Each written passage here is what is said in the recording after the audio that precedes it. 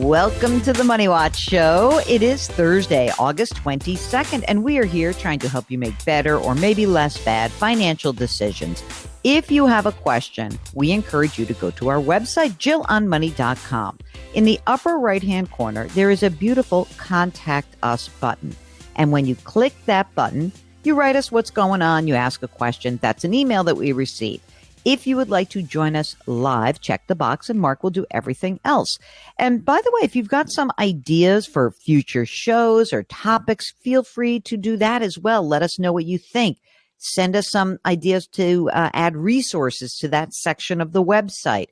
Check out our blog. Check out our videos. It's all there. We've got links to our service called Jill on Money Live. That's for $35. You'll have access to quarterly live webinars and bonus video content. We've also got a link to our video show, which is for free. The YouTube show is called Jill on Money, powered by the Compound. Again, everything is linked out on our website. All right. So, Mark, I've now done all the business. You know what I really need to do? I should actually have you do all that business. Do you think that I oversell it? Don't you get sick of hearing it all the time, Mark? Or we just record a couple versions and then, play that and then you jump on. What do you think? Should I do that or not? It's never as good. No. You like something fresh every single time. For this podcast, for Jill on Money, for the radio show, you always want something brand new, don't you? Yeah, it's like making our lives more difficult than need be. We were just talking about that. But you know what? We are so happy because this is our happy place for real. You know, I love doing all of the audio work that Mark and I do together. It's so much fun. And so as we record this, it is the week before our 2-week break. And Mark, how is your son thinking about the vacation? Didn't he have like a camp and school and other stuff that was still going on all summer long? Yeah, he's been in summer camp the whole entire summer, 6 weeks. So yeah, as we record this, we are wrapping up the final week of camp, and then he's off for 2 weeks before school starts. And then it all begins. And then the rest of his life will be contingent on every single grade because you're going to just kill him. No, you're not. You think you're more demanding about grades than your wife? Oh, 1,000%. Really? There's this thing in Asian culture. It's called Tiger Mom. Yeah. In this house, it is Tiger Dad. Really? Yeah, 100%. Is that because she was just always such a good student? She never thought about it. Did she get pressure from her parents? No, I there's no way that happened. Knowing her parents, there's no way that happened. So I just think she was like, she was kind of like one of those nerds. She studied hard. She got scholarships and all that stuff. I would think that because of that, she'd be tougher on him, but she's not. So maybe she just trusts him. Maybe you should kind of trust him as well. I am on him like white on rice. It's really my only goal in life right now. Just to make him great? Is to make sure he's on top of it when it comes to school. I don't care what else he does. I don't care if he's into sports. I don't care about any of that stuff. I just want him doing well in school. What happened to you? Who put pressure on you? Was that nobody or somebody? No, I don't. I mean, if the grades were bad, I heard about it for sure, and there was discipline, but there was never pressure to get like A+. That didn't exist. I just had to do my best and do okay, and that's basically all I did. And you did fine. You see how fine. You did just fine. All right. Well, let's find out if our listener who's waiting patiently, if he did fine, because joining us today is James, who's back with us because he had contacted us a few years ago from the Bay Area. Now, James, are you a parent? Yes, I am. Are you a pressure cooker kind of household or not? Not at all. As a matter of fact, all that pressure has long been relieved because those kids are launched and out of here. Oh, really? So how old are they? One just turned 32. The other is 28. Okay. And you were very chill as a parent or not? I wouldn't say chill. I think we just kind of expect. We were certainly no Tiger Mom or Tiger Dad, but I think that's our new nickname for Mark now, isn't it? Yeah, I'm liking that as well. I feel like there's a whole logo meme thing that we could do. Listen, Tiger, definitely. Tiger Dad. I had. By the way, I didn't say that. For me, my parents could care less about the grades, but my father cared a lot about sports. So. That's where he was a bit of a Tiger Dad about sports. Although he didn't necessarily need me to win, he mostly said, I want you to always try and work harder than anyone else on the field. That was what his big thing was, that you might not have the most talent as everybody else on the field, but I want you to work harder than everybody. So that was his thing. I think that's sort of how academics were applied, certainly when I grew up, and hopefully in our household as they grew up. And I'd say they're doing pretty well as a result. Well, that's good. So they're launched and they're off the payroll, right? That's correct. Okay. So James, how old are you? And tell us, why did you call the first time and what's up today? Well, I called about 3 years ago with the traditional question, can I afford to retire? Am I on track? Could I afford to have retired by now? So now I did it. All right. Congratulations. I retired. Yes. So yes. How old were you when you retired? I retired in February, and I'm now the ripe old age of 63. Okay. So was it hard? How did you finally make the decision in February? Well, first off, thanks to you and thanks to a financial advisor we hired to do a project for fee, and thanks to running my own numbers, having found some software that does the Monte Carlo simulations, I had 3 separate opinions, all of which said, thumbs up, go for it. All right, great. So I had the confidence to do it. I was getting to the point where I was thinking, well, I have only so much life to live and I want to enjoy the retirement. Let's get on with it. Yeah. And you have a spouse, right? That's correct. She's 62. Is she also retired or is she working? Neither. Well, I mean, she always was stay at home. She worked the household. Got it. A very low paying job, by the way. Yeah. Okay. So how has it been for these months? What's happening? I would call it something pretty close to bliss. Really? Yeah, pretty much. You're not bored? God, no. I love waking up in the morning and deciding what to do. Oh, my God. That's great. Mark, I can't wait. So what brings you to us again if you're in full-blown bliss mode? Well, now that I'm retired, there are a few money moves that I'm considering. And as you say with your outros, many times, if you're considering this, if you're considering that, almost every one of those items that you mentioned, I sort of respond with, yes, that's me. I need to get some advice. I need to get a second or third pair of ears on the idea that I'm considering. So there are like 3 ideas that I'm considering right now. Okay. One of which I better do before the end of the calendar year. So I'm considering a Roth conversion, a fairly major one, to take advantage of a dip in my yearly income this calendar year, before January hits, I guess. Okay. How much would the Roth conversion be? $200,000 worth. Okay. And you have money outside of the retirement funds to pay for the tax, right? I do.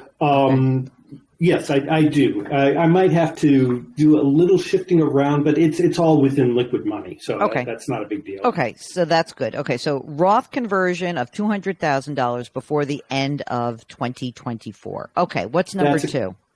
Number 2 is kind of a shift in overall allocation of my portfolio.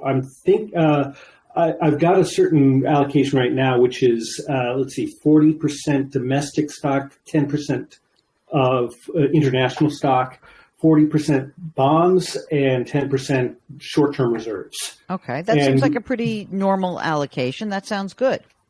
Yeah, actually, I kind of like that part, but I'm thinking of moving some of the bond position. Right now, most of that in my in my brokerage account, my taxable portfolio, most of that is in tax-exempt bonds funds.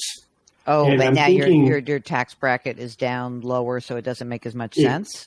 Exactly. That's what I'm considering doing a move, and there's actually some tax loss to harvest there. So I'm thinking about moving some things. And actually, I'm thinking now might not be a bad time to move some of the stock over to bonds. And offset those losses. Just to free up some cash in general, and also to reduce the risk. Reduce the risk, not free up some cash in general.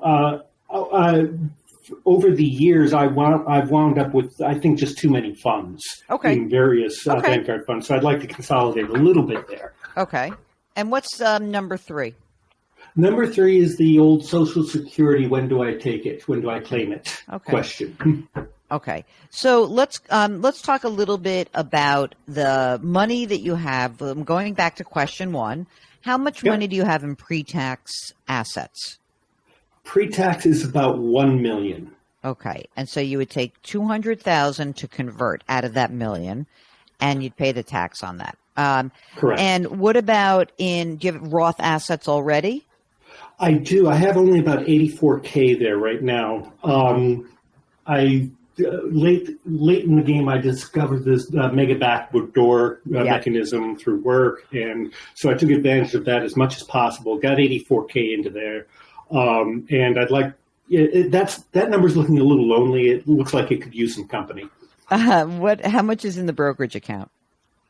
The brokerage account is about $3 million. Wow. All right. So obviously you have plenty of money there. And do you have some money I know you said cash is your allocation. You said cash or cash equivalents. Was that all in the brokerage account, or do you also have other money in just a bank or separate money market fund? I do have separate bank money. I've got a high yield savings account of about $156K. Okay. And a CD ladder of sorts. I say of sorts because it's kind of short-term, 6, 12, and 18-month CDs, totaling about $152K there. Okay, great. And you guys own your own home, obviously, right? Yes. And how much is the house worth? Last I checked, $2.7 million. Wow.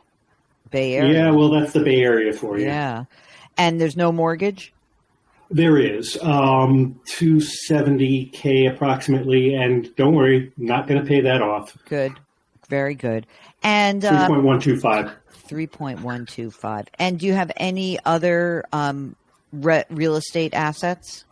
No. Okay. So, have we accounted for pretty much everything in terms of the asset base?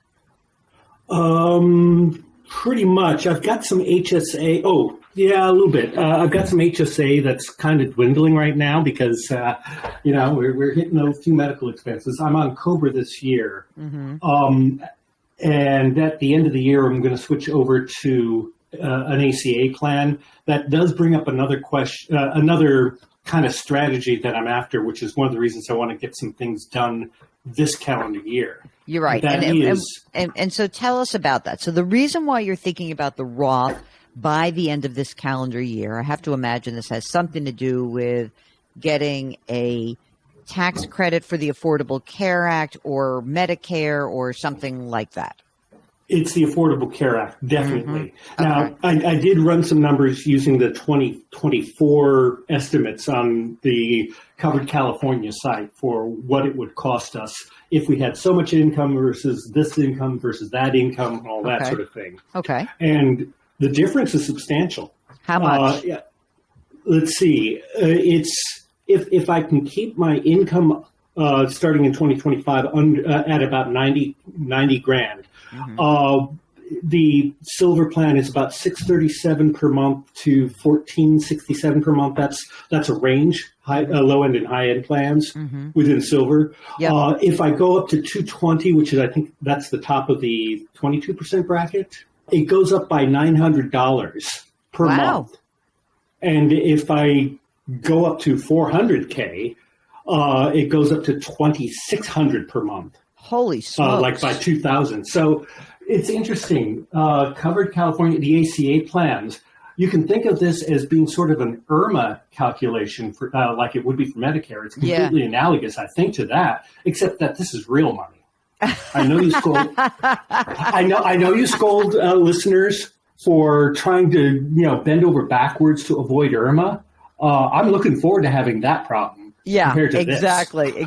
Okay, but this is only wait a second. I was about to say it's a 1 year problem, but it's not a 1 year problem really because it's 2 years for you and then also for your wife, right? Yes, exactly. Yeah, it's about 2 years. So I'm willing to be income poor for a year and a half, 2 years to get that out of the way, then get onto Medicare and then happily pay out my IRMA.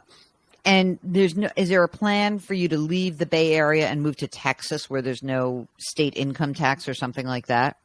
Yeah, so we actually just got back from a trip where we were looking at houses in Portland and Seattle's a possibility.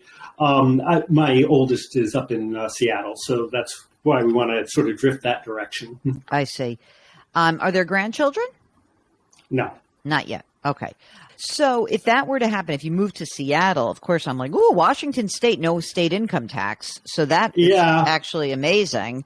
Of course, that would be another reason not to have tax-exempt bonds necessarily. That is true. Now, interesting. I keep going back and forth on this. If instead we go to Oregon, there, yes, there's income tax, but there's no sales tax there. Oh, that's interesting. So you have a lower cost of living, basically. Exactly. So I start thinking to myself, am I planning on earning more money and having that tax, or am I planning on spending more money and have that tax? Well, you know how I feel about this? I wouldn't worry so much about the tax. I would worry about, like, where do you want to be? And then we'll work around it. So you figure out where you want to be. All right. So, Mark, you ready? Before the end of the year, should James and his wife convert $200,000 from their $1 million pre-tax account into the Roth? Yes or no? Yes. Yes, I agree. Next. You know what? I'm going to switch over to the allocation question.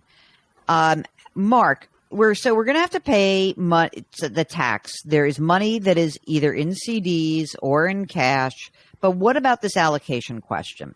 What is your view on the bond funds or just cleaning up the allocation? Yes or no to cleaning up allocation and maybe triggering some tax liability because of that? Well, I think the allocation, which is pretty much like 50-50, I'm fine with that. Me too. But yeah, if he's using muni bonds and it's no longer really relevant in his case because the income is down, then yeah, that's probably time to get rid of those. You'd make more money using taxable bonds. This is all taxable accounts. So hopefully he said some losses. So hopefully there's a tax efficient way to make that change. Yeah, that's what I'm thinking. But I wouldn't trigger a massive tax situation necessarily by doing this. Right. So, but again, I think that some of this will sort of resolve itself. Like, I think you should, if you look at the bond position and you look at the domestic stock position and you want to clean things up, I agree with Mark. I think, you're young. You're probably going to live for 25 more years. So I'm fine with 50-50. I don't feel like you need to shift your allocation so dramatically. Clean it up like if you say to me, I have $300,000 of losses over here. I'm going to pull the gains out over here, but I wouldn't start reallocating beyond your 50 unless you're going to stick with this. Unless you say, you know what, I just want the stock position to be 40% total, and then I want to be 60% bonds and cash, and that's what I'm going to live with. But I don't think that you need to try to figure out what the next 3 years is going to be. There'll be some stock market correction. It's fine. But I would, if you are going to start cleaning things up, then I would certainly, consolidate, make your life easier. So I think we're yes to the allocation. Now, last bit here. Third question, Mark, is claiming Social Security. The Social Security claiming strategy that you have is what? What are you trying to do right now? You were thinking 67. What is the differential between 67 and 70 for you guys? All right. So this is where it gets really interesting to my mind. At 67, full retirement age, it's $37.97 per month. Yeah. Add my wife's claiming half of that. Yep. Which is something that you put me onto 3 years ago. I was surprised at that, and pleasantly so. At 70, it's $47.30 per month. Mm-hmm. Now, here's the interesting bit about this.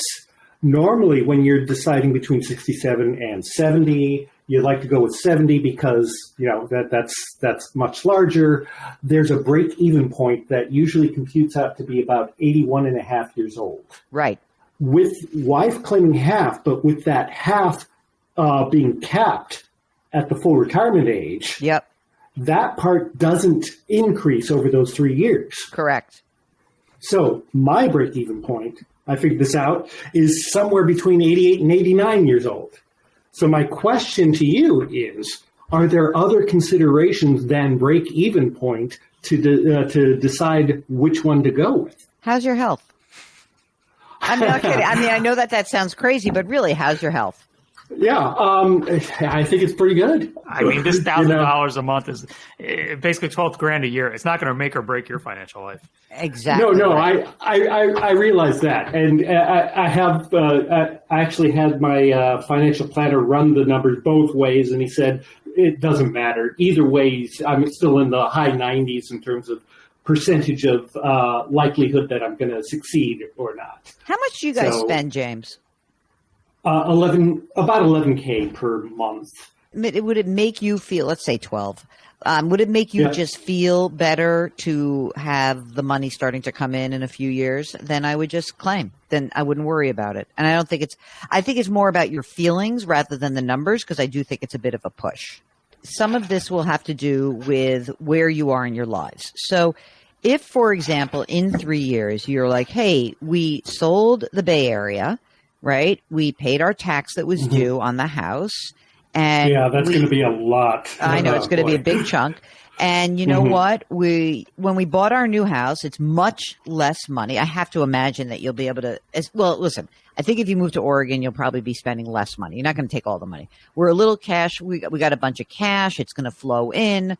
And we don't need this money right now. I don't want to claim, because some people want to wait to claim Social Security, honestly, to start pulling more money out of their retirement accounts and sort of limit the taxation for a few years and say, hey, I want more of this money out or converted before Social Security pops more income into the picture. So, I mean, I think you'll have to see where you are. I think that if you have the house in the Bay Area and you're staying, doesn't sound like you're really staying, but that's just my 2 cents. Right. And you feel like you want to have a little extra income, that's fine too.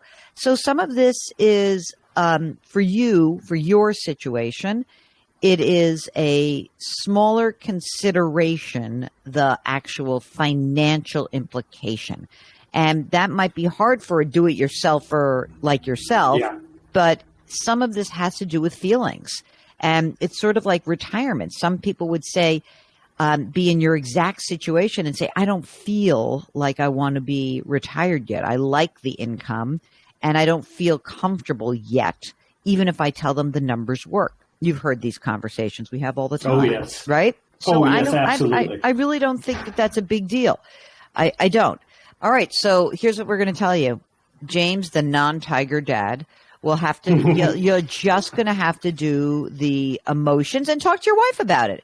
Maybe she's like, hey, you know what? I'd like there to be some income. Or maybe you say the retirement account, the non-qualified, meaning the pre-tax retirement account, we did the Roth already. Maybe there's a time where you're like, let's do another Roth conversion and get some more of this money in Roth so we can delay getting those required minimum distributions that are so big. And so maybe this is all going to come into greater focus. And by the way, maybe tax law is going to change and that will force our hand. But I think for right now, you're in great shape. You know that. I'm so glad that you're blissful, not bored. And I think that your financial situation really works beautifully. So I wouldn't stress too much. Doesn't sound like you're stressing, but you're being very methodical, which I think is great. And we wish you the best of luck. We'll talk to you again in 3 more years. I can't wait to hear what comes next. If anyone listening has like a do-it-yourselfer kind of attitude like James, and you just want to run some ideas by us, feel free to do so. But most of you are not like that. Most of you maybe don't even understand half of the things that he raised himself that we usually raise with you. So if you need some guidance, if you need some help, you're making a big decision, give us a shout. Go to JillOnMoney.com, click the Contact Us button, write us a note, let us know what's going on. If you would like to join us on the program, check the box. Even if you've been on the show before, we'd love to hear from you again for sure. So do that and come to the end of the program. I'd like to say that Mark Gelarcio is our co-host, executive producer, and king of all things web. We are distributed by Paramount Global, with dropping our episodes every Tuesday and Thursday. Try to do something nice for someone else today. Change your work, change your wealth, change your life. Thank you for listening, and we'll talk to you next week.